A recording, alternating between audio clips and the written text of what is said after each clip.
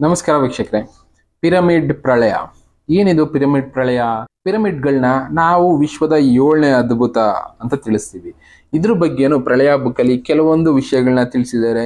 ಅದರಲ್ಲಿ ಪಿರಮಿಡ್ಗಳನ್ನ ಕಟ್ಟಿಸಿದ ಉದ್ದೇಶ ಏನು, ಇದು ಬರೀ ಶವಗಳನ್ನ ಇಡೋದಕ್ಕೋಸ್ಕರ ಕಟ್ಟಿದ್ರ ಇಲ್ಲ ಬೇರೆ ಏನಾದ್ರೂ ಉದ್ದೇಶದಿಂದ ಕಟ್ಟಿದ್ರ ಅಂತ ಸೈಂಟಿಸ್ಟ್ಗಳು ಅದ್ರ ಬಗ್ಗೆ ರಿಸರ್ಚ್ ಮಾಡ್ತಾನೆ ಇದ್ದಾರೆ.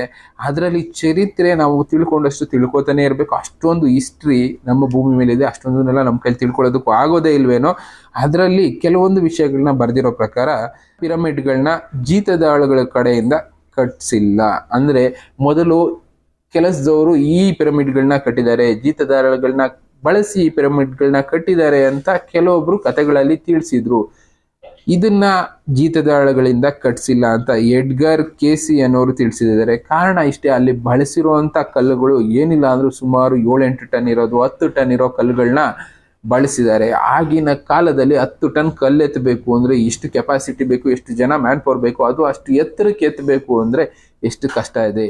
ಇದನ್ನೆಲ್ಲ ಅಧ್ಯಯನ ಮಾಡಿರೋರು ಕೆಲವೊಂದನ್ನ ಅವರು ತಿಳಿಸಿರೋದು ಇಂದಿನ ಕಾಲದಲ್ಲಿ ಸುಮಾರು 4000 ವರ್ಷಗಳ ಹಿಂದೆ ಸೂರಿಡ್ ಅನ್ನೋ ಒಬ್ಬ ರಾಜ ಈ ಪಿರಮಿಡ್ಗಳನ್ನ ಕಟ್ಸಿದ್ದಾನೆ. ಅವನು ಗೊತ್ತಾಗಿರೋದೇನೆಂದ್ರೆ, ಮುಂದಿನ ದಿನಗಳಲ್ಲಿ ಆಕಾಶ ಕಳಚಿ ಬಿದ್ದು ನಕ್ಷತ್ರಗಳು ಭೂಮಿಗೆ ಅಪ್ಪಳಿಸಿ, ಅಂದ್ರೆ ಧೂಮಕೇತುಗಳು ಭೂಮಿಗೆ ಅಪ್ಪಳಿಸಿ ಭೂಮಿನಲ್ಲಿ ಕೆಲವೊಂದು ಭೂಭಾಗಗಳೆಲ್ಲ ನಾಶ ಆಗುತ್ತೆ ಅನ್ನೋದನ್ನ ಅವನು ಕನಸಲ್ಲಿ ಕಂಡಿದ್ದಾನೆ. ಈ ವಿಷಯಗಳನ್ನೆಲ್ಲ ಅವನು ಅಧ್ಯಯನ ಮಾಡಿದ್ದಾನೆ. ಕೆಲವೊಂದು ಭೂಭಾಗಗಳು ನೀರಲ್ಲಿ ಮುಳುಗೋಗೋದನ್ನು ಅವನು ಕನಸಲ್ಲಿ ಕಂಡಿದ್ದಾನೆ. ನಾವು ಈಗ ಹೇಗೆ ಆಸ್ಟ್ರಲ್ ಟ್ರಾವೆಲ್ ಅಂತ ಹೇಳ್ತೀವೋ, ಆಗಿನ ಕಾಲದಲ್ಲೂ ಕೆಲವೊಬ್ರು ಜ್ಞಾನಿಗಳಿಗೆ ಇಂಥ ಶಕ್ತಿ ಇತ್ತು. ಆ ರೀತಿ ಆಸ್ಟ್ರಲ್ ಟ್ರಾವೆಲ್ನ ಮಾಡಿರುವಂಥ ಈ ರಾಜ ಮುಂದೆ ಆಗೋ ಅನಾಹುತಗಳ ಬಗ್ಗೆ ತಿಳ್ಕೊಂಡಿದ್ದಾನೆ. ಆ ಅನಾಹುತಗಳಲ್ಲಿ ಆಗಿನ ಕಾಲದಲ್ಲೂ ಕೆಲವೊಂದು ಟೆಕ್ನಾಲಜಿಗಳನ್ನ ಬಳಸ್ತಾ ಇದ್ರು.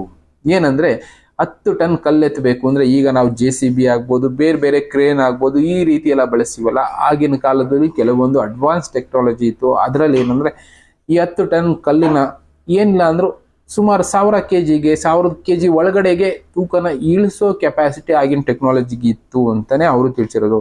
ಆ ಟೆಕ್ನಾಲಜಿ ಮೂಲಕ ಆ ಕಲ್ಲುಗಳನ್ನ ಆ ರೀತಿ ಜೋಡಿಸಿ ಅದರೊಳಗಡೆ ಕೆಲವೊಂದು ಹಿಂದಿನ ಕಾಲದಲ್ಲಿ ಇದ್ದಂಥ ಟೆಕ್ನಾಲಜಿಗಳನ್ನ ಮುಂದಿನ ಪೀಳಿಗೆಗೆ ತಿಳಿಸುವಂತ ಒಂದು ಪ್ರಯತ್ನ ಮಾಡಿದ್ದಾರೆ. ಅದರಲ್ಲೂ ಇವರು ಸೂರಿಡ್ ರಾಜ ಅವ್ರ ಕನಸಲ್ಲಿ ಕಂಡಿರೋದನ್ನ ತುಂಬಾ ಭೀಕರವಾಗಿ ಎಕ್ಸ್ಪ್ಲೇನ್ ಮಾಡ್ತಾರೆ. ಅವ್ರ ಕನಸಲ್ಲಿ ಕಂಡಿದ್ದು ಪ್ರಳಯ ಯಾವ ರೀತಿ ಇತ್ತು ಅನ್ನೋದನ್ನ, ಆಕಾಶ ಕಳಚಿ ಬಿದ್ದು ನಕ್ಷತ್ರಗಳೆಲ್ಲ ದಿಕ್ಕಾಪಾಲಾಗಿ ಭೂಮಿಗೆ ಅಪ್ಪಳಿಸಿದವು. ಸಿಂಹ ರಾಶಿಯ ನಕ್ಷತ್ರ ಪುಂಜ ಒಂದು ಆರುಗಿ ಬಂದು ಭಯಾನಕ ಬೆಂಕಿ ಉಂಡೆ ತರ ಭೂಮಿಗೆ ಅಪ್ಪಳಿಸ್ತು. ಇದರಿಂದ ಜಲಪ್ರಳಯ ಅನ್ನೋದು ಕ್ರಿಯೇಟ್ ಆಯ್ತು. ಎಷ್ಟೋ ಭೂಭಾಗಗಳು ಮುಳುಗೋದು.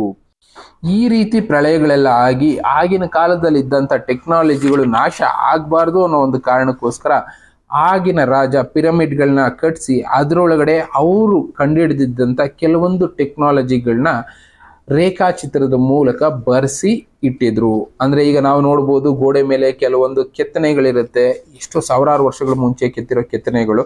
ಆ ರೀತಿ ಆಗಿನ ಕಾಲದ ಟೆಕ್ನಾಲಜಿ ಬಗ್ಗೆ ತಿಳಿಸುವಂತ ಕೆಲವೊಂದು ಕೆತ್ತನೆಗಳನ್ನ ಆ ಪಿರಮಿಡ್ ಒಳಗಡೆ ಕೆತ್ತಿಸಿ ಬಿಟ್ಟಿದ್ದಾರೆ. ಅದರಲ್ಲಿ ಏನಂದ್ರೆ ಖಗೋಳ ಕ್ಷೇತ್ರದ ಬಗ್ಗೆ ಅವರು ಕಂಡುಹಿಡ್ಕೊಂಡಿದ್ದಂಥ ವಿಜ್ಞಾನಗಳು ನಿಗೂಢ ಅಕ್ಷರಗಳಲ್ಲಿ ತಿಳಿಸಿದ್ದಾರೆ. ಇನ್ನು ಪಿರಮಿಡ್ ಒಳಗಡೆ ಅದರ ವಿನ್ಯಾಸ ಯಾವ ರೀತಿ ಮಾಡಿದ್ದಾರೆ, ಅವರು ಅದಕ್ಕೆ ಬಳಸಿದಂಥ ಗಣಿತ ಶಾಸ್ತ್ರ ಯಾವ ತರ ಇತ್ತು, ಇದ್ರ ಬಗ್ಗೆನೂ ಎಷ್ಟೋ ವಿಷಯಗಳನ್ನ ತಿಳಿಸಿದ್ದಾರೆ.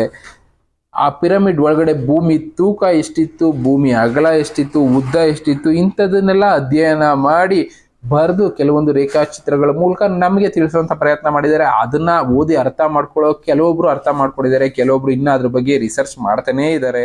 ಇನ್ನ ಇವರು ಅಧ್ಯಯನ ಮಾಡಿರೋ ಪ್ರಕಾರ, ಸೈಂಟಿಸ್ಟ್ಗಳು ಅಧ್ಯಯನ ಮಾಡಿರೋ ಪ್ರಕಾರ ಇವ್ರು ಹೇಳ್ತಾ ಇರೋದು ಪಿರಮಿಡ್ನ ಕೆಳಗಡೆ ವಿಸ್ತೀರ್ಣ ಸುತ್ತಳತೆ 365 ದಿನಗಳನ್ನ ಸೂಚಿಸುತ್ತೆ. ಅಂದ್ರೆ ಕೆಳಗಡೆ ಇರುವಂತ ಪೋರ್ಷನ್ 365 ದಿನಗಳನ್ನ ಸೂಚಿಸುತ್ತೆ. ಇದನ್ನ ಆ ಪಿರಮಿಡ್ನ ಎತ್ತರದಲ್ಲಿ ಡಿವೈಡ್ ಮಾಡಿದ್ರೆ ನಮಗೆ 3.14 ಅಂದ್ರೆ ಈಗಿನ ಕ್ಯಾಲ್ಕುಲೇಷನ್, ಮ್ಯಾಥ್ಸ್ ಕ್ಯಾಲ್ಕುಲೇಷನ್ ಮಾಡ್ತೀವಲ್ಲ, ಪೈ, ಆ ವ್ಯಾಲ್ಯೂ ಬರುತ್ತೆ. ಇನ್ನ ಇದಲ್ಲದೆ ಪಿರಮಿಡ್ ಒಳಗಡೆ ಬಳಸಿರುವಂತ ಒಂದೊಂದು ಕಲ್ಲು, ಅದ್ರ ಅಗಲ, ಅದ್ರ ವಿನ್ಯಾಸ, ಇದೆಲ್ಲ ಯಾವ ರೀತಿ ಅಂದ್ರೆ ಮಾನವ ಪೃಥ್ವಿ ಜೊತೆ ಯಾವ ರೀತಿ ಬಾಂಧವ್ಯ ಅನ್ನೋದನ್ನ ಇಟ್ಕೊಂಡಿದ್ದ, ಅವನು ಯಾವ ರೀತಿ ಭೂಮಿ ಮೇಲೆ ಇದ್ದಂತ ಪಂಚಭೂತಗಳನ್ನ ಕಂಟ್ರೋಲ್ ಮಾಡ್ತಾ ಇದ್ದ ಅನ್ನೋದನ್ನ ತಿಳಿಸುತ್ತೆ ಅಂತ ಸೈಂಟಿಸ್ಟ್ಗಳು ಕೂಡ ಒಪ್ಕೊಂಡಿದ್ದಾರೆ. ಇದೆಲ್ಲ ಬಂದು 4000 ವರ್ಷಗಳ ಮುಂಚೆ ಯಾವ ರೀತಿ ಟೆಕ್ನಾಲಜಿ ನಮ್ಮ ಭೂಮಿ ಮೇಲೆ ಇತ್ತು ಅನ್ನೋದನ್ನ ಮುಂದಿನ ಜನಾಂಗಕ್ಕೆ ತಿಳಿಸೋದಕ್ಕೋಸ್ಕರನೇ ಅವರು ಪಿರಮಿಡ್ಗಳನ್ನ ಕಟ್ಟಿಸಿ ಅದರಲ್ಲಿ ಕೆತ್ತನೆಗಳನ್ನ ಮಾಡಿ ಇಟ್ಟು ಹೋದ್ರು. ನಾವು ಯೋಚನೆ ಮಾಡ್ತೀವಿ, ಆಗಿನ ಕಾಲದಲ್ಲಿ ಚಿನ್ನ ವಜ್ರ ಇಂಥದ್ದೆಲ್ಲ ತುಂಬಾ ಇತ್ತು, ಯಾಕೆ ಅವರು ಕಲ್ಲಿನ ಮೇಲೆ ಕೆತ್ತನೆ ಮಾಡಿದ್ರು ಅಂತ ಕೆಲವೊಬ್ರು ಯೋಚನೆ ಮಾಡ್ಬೋದು. ಕಲ್ಲಿನ ಮೇಲೆ ಕೆತ್ತನೆ ಮಾಡಿ ಆ ರೀತಿ ಇಡೋದ್ರಿಂದ ಅಡ್ವಾಂಟೇಜ್ ಇತ್ತು ಅನ್ನೋದನ್ನ ಆಗಿನ ಕಾಲಕ್ಕೆ ಅವ್ರು ಅರ್ಥ ಮಾಡ್ಕೊಂಡಿದ್ರು. ಚಿನ್ನದ ಮೇಲೆ ಆಗ್ಬೋದು, ಇನ್ನ ಬೇರೆ ವಸ್ತುಗಳ ಮೇಲೆ ಕೆತ್ತನೆ ಮಾಡಿದ್ರೆ ಅದನ್ನ ಮನುಷ್ಯ ಆದವನು ತನ್ನ ಅನುಕೂಲಕ್ಕೋಸ್ಕರ ಬಳಸ್ಕೊಂಡ್ಬಿಡ್ತಾನೆ. ಕಲ್ಲಿನ ಮೇಲೆ ಕೆತ್ತನೆನ ಅವನು ಅಷ್ಟು ಈಸಿಯಾಗಿ ನಾಶ ಮಾಡೋದಕ್ಕೆ ಹೋಗೋದಿಲ್ಲ. ಅದೇ ಚಿನ್ನ ಆಗಬಹುದು ಬಳಸ್ಕೊಳ್ತಾನೆ, ಬೆಳ್ಳಿ ಬಳಸ್ಕೊತಾನೆ. ಇನ್ನ ಕಬ್ಬಣದ ಮೇಲೆ ಕೆತ್ತನೆ ಮಾಡೋದಕ್ಕೆ ರಸ್ಟ್ ಹಿಡಿದೋಗುತ್ತೆ ಕಬ್ಬಣ.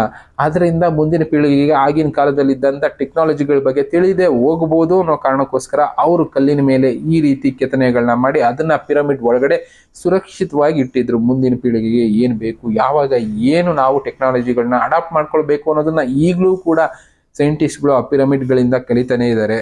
ಇನ್ನ ಕೆಲವೊಂದು ಪಿರಮಿಡ್ಗಳಲ್ಲಿ ಇವರು ಅಧ್ಯಯನ ಮಾಡ್ತಾ ಇದ್ದಾಗ ಇವ್ರಿಗೆ ಗೊತ್ತಾಗಿದ್ದು ಭೂಮಿ ಮೇಲೆ ದೊಡ್ಡ ಮಟ್ಟದ ಮಹಾಯುದ್ಧಗಳಾಗುತ್ತೆ, ಇದರಿಂದ ಎಷ್ಟೋ ಜನ ಸಾಯ್ತಾರೆ ಅಂತ ಆ ಪಿರಮಿಡ್ಗಳ ಒಳಗಡೆ ಭವಿಷ್ಯಗಳನ್ನ ಬರೆದಿಟ್ಟಿದ್ದಾರೆ.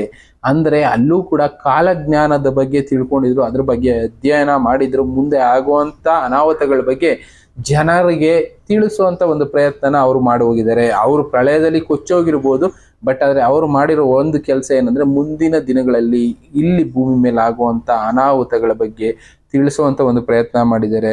ಇನ್ನ ಅಷ್ಟೊಂದೆಲ್ಲ ತಿಳ್ಕೊಂಡಂತ ಸೈಂಟಿಸ್ಟ್ಗಳಿಗೆ ಕ್ವಶನ್ ಆಗಿ ಉಳಿದಿದ್ದು ಒಂದೇ, 2001 ಈ ಟೈಮ್ಗೆ ಅವರು ಬರೆದಿರೋ ವಿಷಯಗಳು ಕ್ಯಾಲೆಂಡರ್ಗಳ ಒಂದು ಲೆಕ್ಕಾಚಾರ ನಿಂತು ಹೋಗಿದೆ.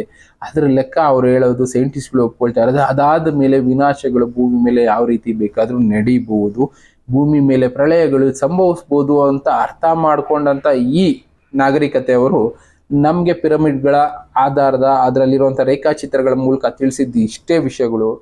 2001 ಆಚೆಗೆ ಯಾವಾಗ ಬೇಕಾದ್ರೂ ಭೂಮಿ ಮೇಲೆ ಇನ್ನೊಂದು ಪ್ರಳಯ ಅನ್ನೋದಾಗಿ ಈಗಿರುವಂತ ಜನಾಂಗ ಹೋಗಿ ಮತ್ತೆ ಇನ್ನೊಂದು ಜನಾಂಗ ಹುಟ್ಟಿ ಬರಬಹುದು ಅಂತ ಸನ್ನಿವೇಶಗಳು ನಡೀತವೆ ಅನ್ನೋದಕ್ಕೆ ಕೆಲವೊಂದು ಆಧಾರಗಳನ್ನ ಅವರು ಬಿಟ್ಟೋಗಿರೋದು.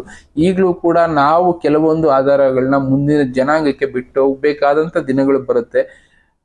ಅಂತ ಪ್ರಯತ್ನ ಕೂಡ ನಾವು ಮಾಡಬೇಕಾಗತ್ತೆ. ಈಗಾಗಲೇ ಎಷ್ಟೋ ಕುರುಹುಗಳನ್ನ ನಾವು ನೋಡ್ತಾ ಇದ್ದೀವಿ. ರಾಮಾಯಣದ ಕಾಲದಾಗ್ಬೋದು, ಇನ್ನ ಮಹಾಭಾರತದ ಕಾಲದಾಗ್ಬೋದು, ಕೆಲವೊಂದು ಕುರುಹುಗಳು ಪುರಾತತ್ವ ಇಲಾಖೆಗೆ ಸಿಕ್ಕಿದೆ. ಅದರಿಂದ ನಮಗ್ ತಿಳಿಸುವಂತ ಪ್ರಯತ್ನ ಅವರು ಕೂಡ ಮಾಡಿದ್ದಾರೆ. ಅದರಲ್ಲಿರೋ ವಿಷಯಗಳನ್ನ ನಾವು ಅರ್ಥ ಮಾಡ್ಕೊಂಡು ಕೆಲವೊಂದು ದಾರಿಗಳನ್ನ ಕಂಡುಕೊಂಡಿದೀವಿ. ಆಗಿದ್ದಂತ ಟೆಕ್ನಾಲಜಿಗಳ ಬಗ್ಗೆನೂ ಅರ್ಥ ಮಾಡ್ಕೊಂಡಿದೀವಿ.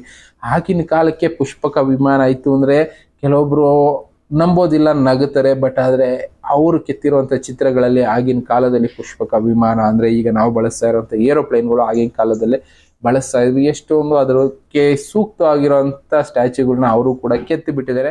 ಅದರಲ್ಲಿ ಕೆಲವೊಂದು ಸಣ್ಣ ಪುಟ್ಟ ಇನ್ಕ್ಲೂಷನ್ ಯಾರ್ಯಾರೋ ಮಾಡಿರ್ಬೋದು. ಬಟ್ ಆದ್ರೆ ನಮ್ಮ ಹಿಂದೆ ಇದ್ದಂತ ಟೆಕ್ನಾಲಜಿ ತುಂಬಾ ಅಡ್ವಾನ್ಸ್ ಟೆಕ್ನಾಲಜಿಗಳು ಇತ್ತು ಅನ್ನೋದಕ್ಕೆ ಈ ಪಿರಮಿಡ್ಗಳು ಸಾಕ್ಷಿಯಾಗುತ್ತೆ. ಈ ರೀತಿ ಪಿರಮಿಡ್ಗಳ ಮೂಲಕ ನಮಗೆ ಮುಂದೆ ಬರುವಂತ ದಿನಗಳಲ್ಲಿ ವಿನಾಶ ಅನ್ನೋದು ಆಗುತ್ತೆ ಅಂತ ತಿಳಿಸೋ ಪ್ರಯತ್ನ ನಮ್ಮ ಹಿಂದಿನ ಕಾಲದ ಪೂರ್ವಜರು ಮಾಡಿದ್ದಾರೆ. ಅದ್ರ ಬಗ್ಗೆ ನಾವು ತಿಳ್ಕೊಳ್ಳೋಣ, ಮುಂದೆ ಆಗುವಂತ ವಿಷಯಗಳ ಬಗ್ಗೆ ಅರ್ಥಕೊಳ್ಳೋಣ, ಮುಂದಿನ ಪೀಳಿಗೆಗೆ ನಾವೇನು ಬಿಟ್ಟು ಹೋಗ್ಬೇಕು ಅನ್ನೋದ್ರ ಬಗ್ಗೆ ಯೋಚನೆ ಮಾಡೋಣ. ಇನ್ನ ಎಷ್ಟೋ ವಿಷಯಗಳನ್ನ ತಿಳ್ಕೊಳ್ತಾ ಮುಂದಿನ ಪೀಳಿಗೆಗೆ ದಾರಿ ಎರಿತಾ ಹೋಗೋಣ ಅಂತ ಹೇಳ್ತಾ ಥ್ಯಾಂಕ್ ಯು. ಮತ್ತೆ ಸಿಗೋಣ. Good bye.